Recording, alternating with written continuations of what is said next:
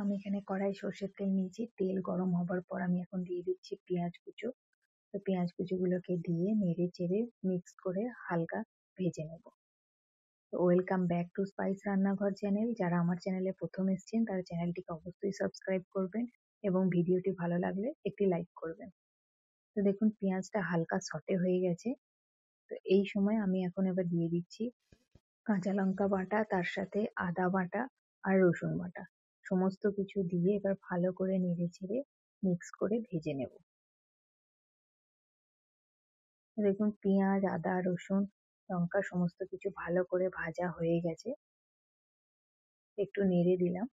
এরপর আমি দিচ্ছি শুকনো মশলার মধ্যে হলুদ গুঁড়ো, ধনে গুঁড়ো, জিরে গুঁড়ো আর লাল লঙ্কার গুঁড়ো। সমস্ত কিছু দিয়ে একটু নাড়াচাড়া করে দিচ্ছি। এরপর আমি দিয়ে দিচ্ছি চিকেনের পেস্টটা। তো বোনলেস চিকেনকে আমি একদম মিক্সিতে বেটে এভাবে পেস্ট বানিয়ে নিয়েছি। এবার এই চিকেন বাটাটা দিয়ে ভালো করে মিক্স করছি। যেহেতু বোনলেস পিস আর ভালো করে মিহি করে বাটা আছে, তো এটা সেদ্ধ হতে কিন্তু বেশিক্ষণ সময় লাগবে না। তো অল্প একটু নেড়ে চেড়ে মিক্স করে এরপর দিয়ে দিচ্ছি পরিমাণ মতো নুন। নুন দিয়ে আবার ভালোভাবে মিক্স করব। তো নুন দেবার ফলে কিন্তু চিকেন থেকে অল্প পরিমাণে জল বের হবে। ওই জলেতেই চিকেনটা সেদ্ধ হয়ে যাবে। আলাদা করে আর জলের দিতে হবে না। যদি আপনাদের প্রয়োজন হয় তাহলে অল্প সামান্য পরিমাণে জলের ছিটে দিয়ে সেদ্ধ করে নিতে পারেন। তো ভালো করে মিক্স করে ঢাকা দিয়ে দিলাম। তো 2-3 মিনিটের জন্য ঢাকা দিয়ে রেখেছিলাম। তো দেখুন চিকেন থেকে জল বের হয়েছে। এরপর একটু ভালো করে নাড়াচাড়া করে দিচ্ছি যাতে নিচে থেকে ধরে না যায়। এই জলেতেই কিন্তু চিকেনটা সেদ্ধ হয়ে যাবে। এইভাবে নেড়ে নেড়ে খুন্তি দিয়ে কিন্তু একটু করে প্রেস করে দেবেন, তাহলে চিকেন গুলো কিন্তু বড় বড় দলা পাকাবে না, একদম ম্যাশ হয়ে যাবে। এরপর আবার ঢাকা দিয়ে আরো 3-4 মিনিটের জন্য কুক করে নেব। তো 3-4 মিনিট বাদে ঢাকনা খুলছি। দেখুন জলটাও শুকিয়ে গেছে, চিকেন কিমাটাও একদম পুরোপুরি সেদ্ধ হয়ে গেছে। এরপর আমরা গ্যাসের ফ্লেমটা অফ করে দেব। দেখুন গ্যাসের ফ্লেমটা আমি অফ করে দিয়েছি। এরপর এটাকে ঠান্ডা করে নেব।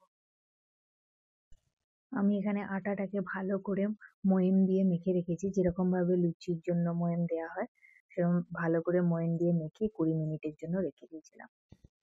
আজ আমি আপনাদের সাথে শেয়ার করব আটার তৈরি কিমা কচুরি। তো দেখুন এইভাবে আটাটাকে ভালো করে আরেকবার ঠেসে নিলাম। এরপর এই আটা থেকে লইগুলো কেটে নেব। রেসিপিটি ভালো লাগলে অবশ্যই একটি লাইক করবেন এবং আমার চ্যানেলে নতুন এসে থাকলে চ্যানেলটি সাবস্ক্রাইব করে নেবেন। তো এইভাবে ছোট ছোট করে আমি লইগুলোকে বানিয়ে নিচ্ছি সমস্ত।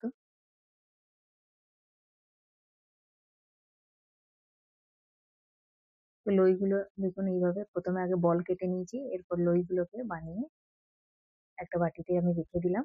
এরপর একটা একটা করে লই নিয়ে বেলে নেব। আমি আটা দিয়ে বেলে নিচ্ছি। তো দু পিঠে ভালোভাবে আটা লাগিয়ে নিলাম। এরপর অল্প প্রথমে একটু বেলে বড় করে নেব। এর মধ্যে এবার এই যে কিমার স্টাফিংটা আছে, এই স্টাফিংটা 2 থেকে 3 চামচের মতো দেব।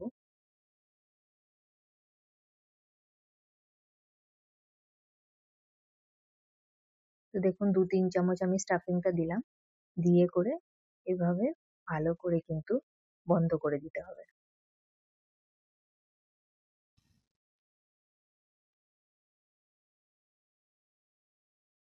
এইভাবে ভালো করে সিল করে দিয়ে এরপর হালকা হাতে একটু লইটাকে এরকম ভাবে বানিয়ে নেবো যাতে কিমাটা চারদিকে ছড়িয়ে যায়। এরপর আবার আটা দিয়ে হালকা হালকা ভাবে প্রেস করে আমরা বেলে নেব।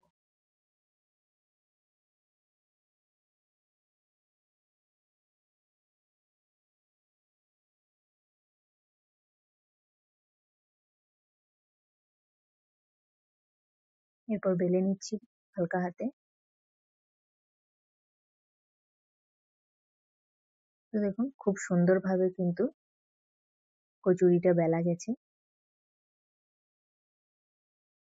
তো এইভাবে বাকি কচুরিগুলোকেও আমি বেলে নেব। আর এদিকে আমি কচুরি ভাজার জন্য তেল বসিয়ে দিয়েছি। তো তেলটা গরম হয়ে গেছে। এরপর একে একে সমস্ত কচুরিগুলোকে দিয়ে ভেজে নিচ্ছি। এইভাবে লাল লাল করে একদম দু পিঠ ভালোভাবে উল্টে পাল্টে ভেজে নেব। আটা দিয়ে তৈরি বলে কিন্তু ভাববেন না যে খেতে খারাপ হবে, এটা কিন্তু খেতে খুবই ভালো লাগে। এইভাবে বাকি পরের কচুরিগুলোকেও আমি ভেজে নিচ্ছি।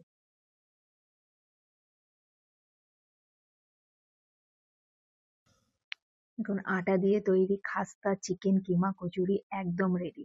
তো এই শীতকালে এভাবে আটার তৈরি চিকেন কিমা কচুরি বানিয়ে গরম গরম পরিবেশন করুন, আর তার সাথে অল্প করে ঘুগনি বা আলুর তরকারি বানিয়ে নিতে পারেন। যদিও এটা শুধুই কিন্তু সস দিয়ে খেতে খুবই ভালো লাগছিল। তো এভাবে বানিয়ে অবশ্যই একবার ট্রাই করবেন এবং আমাকে কমেন্ট করে জানাবেন যে রেসিপিটা কেমন লাগলো। আমি চিকেন কিমা কচুরির সাথে পরিবেশন করেছিলাম আলু ছাড়া মটরের পাতলা ঘুগনি কম তেল মশলায়। তার রেসিপিও আমি পরবর্তীতে আপনাদের সাথে শেয়ার করব। দেখা হচ্ছে পরবর্তী নতুন রেসিপি ভিডিওর সাথে। ধন্যবাদ।